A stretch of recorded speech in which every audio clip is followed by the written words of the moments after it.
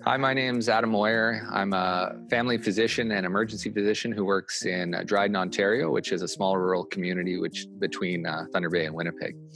I'm here to answer some hard-hitting kids' questions about COVID-19, and I'll tell you that I'm not an expert in this virus, but I'm happy to try and tackle some of these challenging questions that people across Canada have submitted. Kids asking questions about COVID-19. When you're working with patients that have the coronavirus, do you ever get worried that you might get it? Anais, this is a great question. And I think I would be lying, and I think all healthcare workers would be lying if they said that they weren't worried about getting COVID-19 from their patients.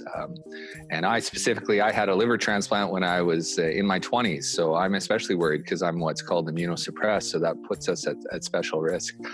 And although I'm worried, I try to be brave every day. And I try to use all the equipment that's given to me by the hospital to protect myself. So I'll wear a face shield if we're worried that someone might have COVID-19. I'll wear a mask across my face that's been specifically suited for that. And then I'll wear a gown.